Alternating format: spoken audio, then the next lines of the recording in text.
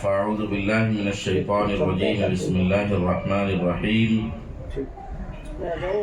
قل هو اللہ احد اللہ الصمد لم یلد ولم یولد ولم یکن له کفوا احد صدق اللہ العظیم۔ میرے محترم بزرگوں، اللہ رب العزت کا کرم ہے، احسان ہے کہ اللہ تعالیٰ نے آپ حضرات کو یہاں لا کر ہمیں آپ سے استفادے کا موقع عنایت فرمایا۔ مجھے بہت خوشی ہے کہ آپ حضرات اس سرزمین پر تشریف لائے، ہماری یہ بستی آپ حضرات کا استقبال کرتی ہے اور ہمارے جامعہ کے در و دیوار، یہاں کے طلباء، یہاں کے اساتذہ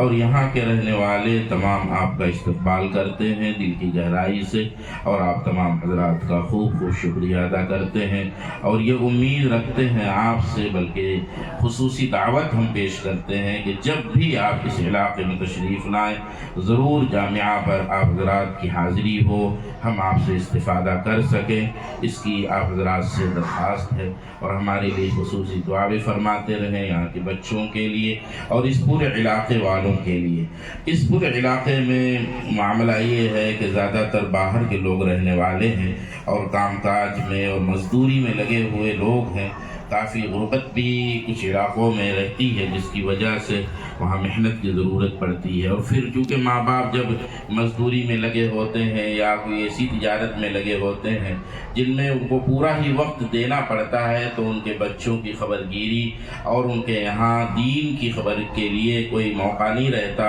اور وہ صبح جاتے ہیں اور شام میں واپس ہوتے ہیں اور اتنے تھکے ہوتے ہیں کہ انہیں موقع نہیں رہتا کہ اس کے بچے نے دن بھر میں کیا پڑھا اور کیا اس کی استھتی ہے، کیا حالات ہیں اس کے قلبی معاملات کیا ہیں، اس کے ایمان کی حالت کیا ہے، وہ اسلام پر کتنا چل رہا جی رہا، دن بھر وہ کس کے ساتھ رہا، کس کے ساتھ اٹھا اور بیٹھا، ایسے حالات ہر جگہ ہوتے ہیں۔ تو اس لیے ہم نے اس بات کی کوشش کی کہ اس علاقے میں بھی، ویسے الحمدللہ ہمارے انکلیشور میں ایک بہت بڑا دارالعلوم ہے جہاں میں پڑھا بھی ہوں 1992 میں، اور حضرت قاری صاحب بھی وہاں کے استاذ ہیں اور ہمارے ساتھی بھی ہیں، اور حضرت مولانا ابو طلحہ صاحب یہاں تشریف فرما ہے، وہاں کمپیوٹر کے استاذ ہیں اور وہاں وہ پڑھے بھی ہیں انگلش اور وہاں پڑھا بھی رہے ہیں۔ وہاں میں نے تقریباً 14 سال تک وہاں خدمت انجام دی اور میں وہاں رہا۔ لاک ڈاؤن کے بعد سے چونکہ میں کچھ کام نہیں کر رہا تھا تو اللہ تعالیٰ نے اچانک دل میں بات ڈالی اور ہمارے ایک شاگرد کی برکت سے بات دل میں آئی اور انہوں نے محنت کی،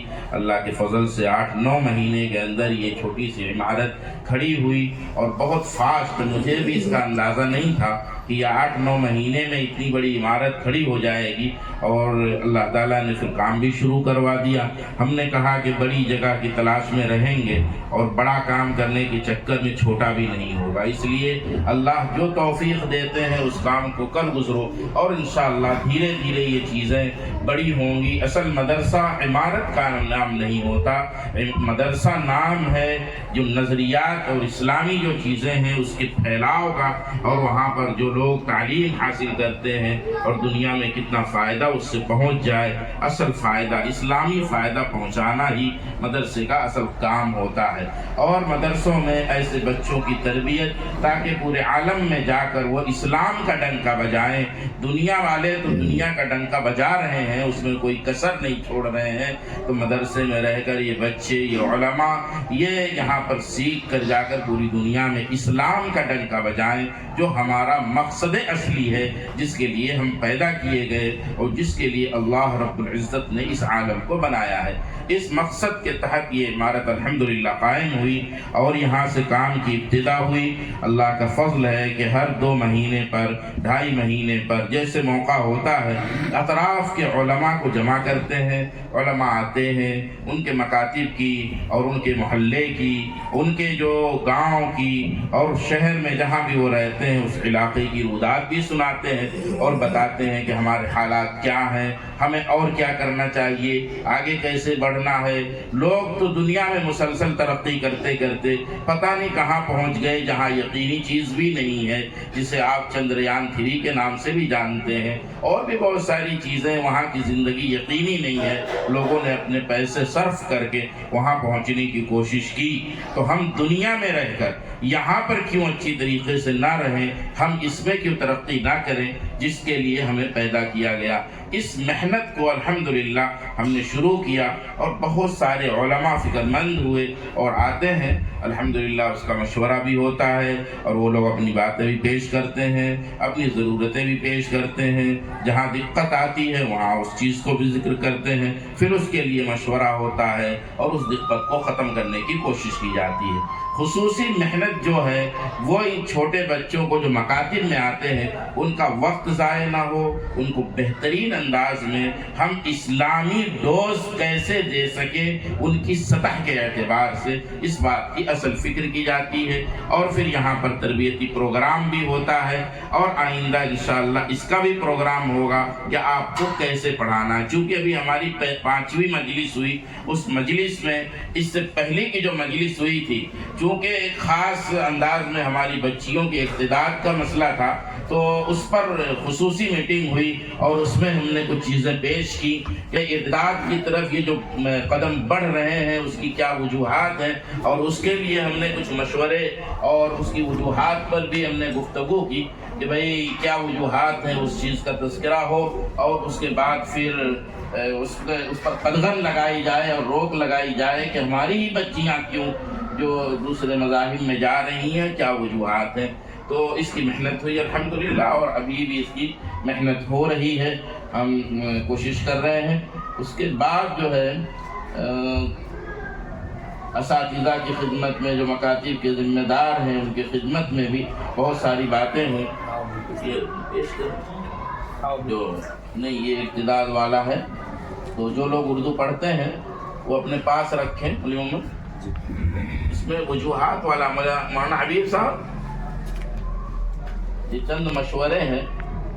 کہ بھئی ہم کیا کریں گے جس کی وجہ سے ہماری بچیاں وہ بچ جائیں گی، ہمارے پاس رہیں گی، وہ اسلام سے دور نہیں جائیں گی، اس کی کیسے محنت ہوگی۔ اس میں ایک خاص جو وجہ ہے مولانا حبیب صاحب،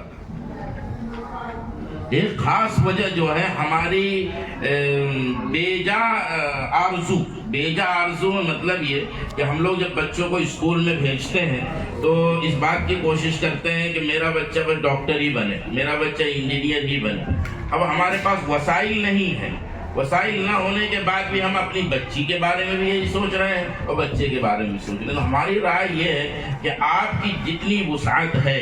اس کے اعتبار سے آپ سوچیں۔ یہ زبردستی کا سوچ کے اور بچے کا ذہن خراب کر کے اسے آوارہ بنایا جا رہا ہے، آزاد بنایا جا رہا ہے، اس کا بہت نقصان ہو رہا ہے۔ تو اس چیز پر روک لگائی جائے کہ ہر بچے کو ہم ڈاکٹر انجینئر بنانے کی بات تو کرتے ہیں لیکن پورے محلے میں گھوم لو تو ایک بھی نہیں بنتا ہے، نہ انجینئر بنتا ہے نہ ڈاکٹر بنتا ہے۔ تو اس لیے ان کی ایک سطح مقرر کریں کہ ہم 12ویں تک یا پھر MA BA تک ہم اتنا بچوں کو پڑھائیں گے اور بچیوں کو 12ویں تک محدود کر دیں، اس سے آگے نہ جانے دیں، اس لیے کہ اس سے آگے بڑے بڑے جو ہے ازدہے بیٹھے ہوئے ہیں جس کی وجہ سے پورا کام ہمارا بگڑ رہا ہے۔ تمنا ہماری ہے کہ ہم بہترین، ہاں اگر آپ کے پاس وسائل ہیں اور آپ پردے کا خیال کر کے اگر وہ کام کر سکتے ہیں تو کریں، اس میں کوئی روک نہیں ہے، لیکن پردے کا خیال ضروری ہے۔ لیکن دیکھنے میں یہ آ رہا ہے کہ وہ آزاد ہو جا رہی ہیں اور ان کے دماغ میں یہ بات آ رہی ہے۔ ابھی جلدی کی بات میں بتاؤں، یہاں قریب کی ایک بات ہے،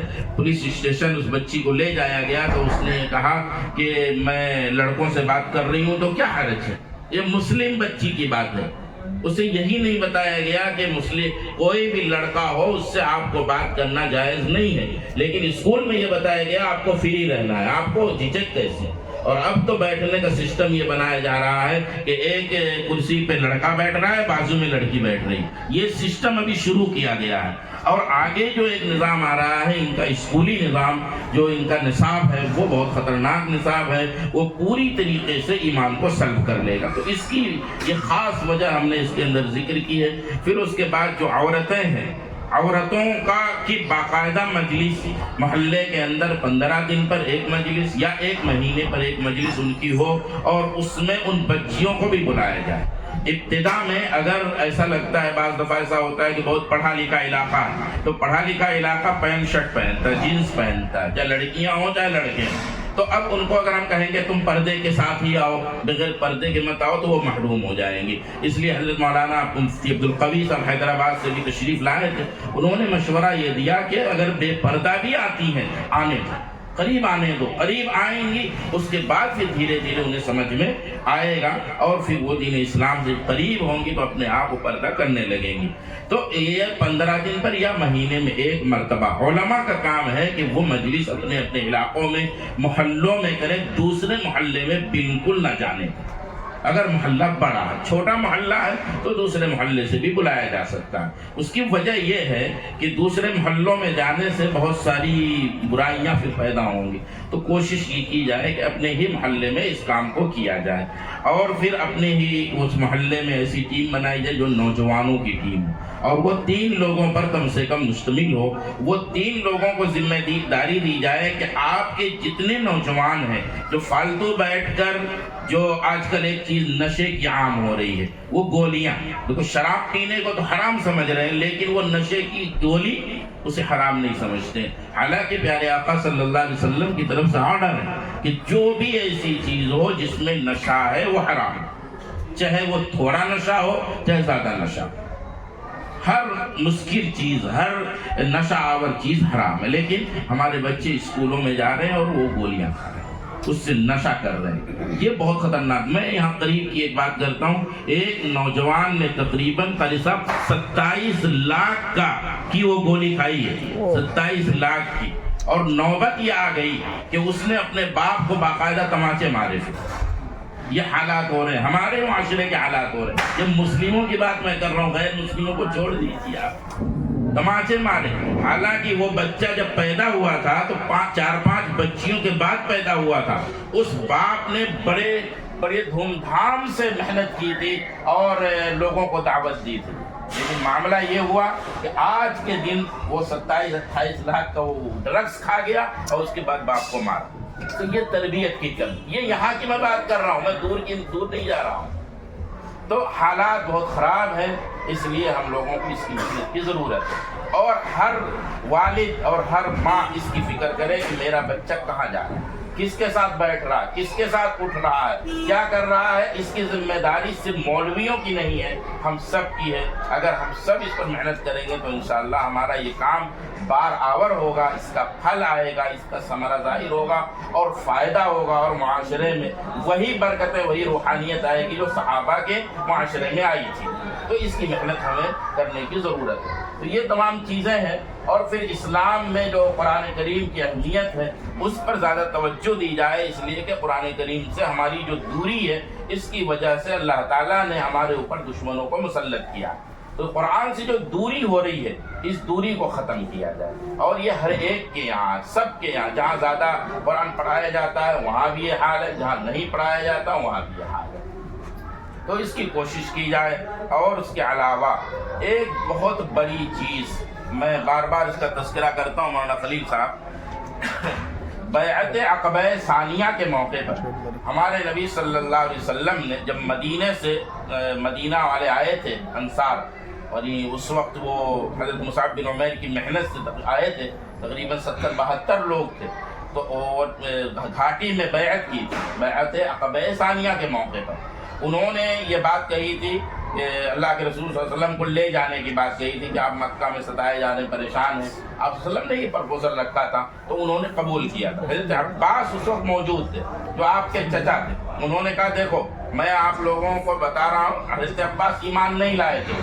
انہوں نے کہا کہ ابو طالب کے انتقال کے بعد سے ہم نے ذمہ داری لی ہے محمد الرسول اللہ صلی اللہ علیہ وسلم کی حفاظت کی، کہ ہم ان کو ذرہ برابر کسی دشمن کے حوالے نہیں کریں گے۔ اگر آپ لوگ اپنی جان سے زیادہ محبوب رکھیں گے تو ہم جانے دیں گے، ورنہ ہم آپ کے یہاں نہیں جانے دیں گے، ہم ان کی حفاظت کریں گے۔ آپ پیارے آقا صلی اللہ علیہ وسلم کی حفاظت کے لیے انصار نے یہ کہا تھا کہ ہم اپنی بیویوں سے زیادہ آپ کی حفاظت کریں گے۔ اور ایک صحابی تو کھڑے ہوئے کہنے لگے اللہ کے رسول بیویاں تو الگ بات ہے، ہم اپنی جان سے زیادہ آپ کی حفاظت کریں گے۔ اس وقت پیارے آقا صلی اللہ علیہ وسلم نے یہ فرمایا تھا کہ آپ خوش ہوں یا غمی میں،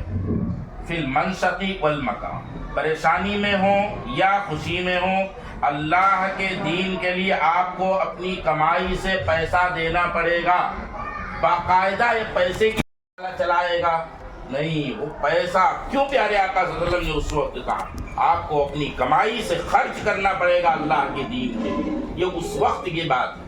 बैअत अक़बा सानिया की बात है। तब अंसार ने कहा था अल्लाह के रसूल हम ज़रूर भी ज़रूर आपके लिए अल्लाह के रास्ते में ज़रूर हम खर्च करेंगे, और उन्होंने खर्च करके दिखाया तो वो कामयाब हुए। और हमारे यहाँ इंतहाई दर्जा कंजूसी आ गई,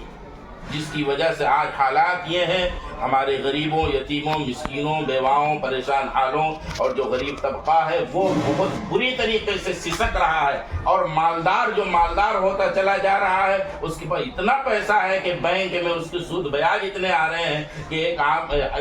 आदमी नहीं दसियों लोग खा सकते हैं। तो वो पैसे वहाँ रख कर हम चले जाएंगे दुनिया से। इसलिए मैं मालदारों से भी, पूरी दुनिया के मालदारों से बार बार मैं अपील करता हूँ, जहाँ तक मेरी आवाज़ जाती है मैं कहता हूँ कि इस्लाम के लिए खर्च करो। अल्लाह ताला तमाम लोगों को तौफीक अता फरमाए। और आप हजरात का मैं शुक्रिया अदा करता हूँ, इस गर्मी में आप बैठे हैं, मुझे अंदाज़ा नहीं था कि लाइट नहीं होगी। 3 दिन से लाइट नहीं है, बड़ी दिक्कत है, लेकिन वैसे मैंने वो जनरेटर मंगाया है, तो अगर आ जाता है तो इंशाल्लाह। संडे की वजह से जल्दी नहीं आ पा रहा, दिक्कत हो रही है, तो आ जाएगा इंशाल्लाह।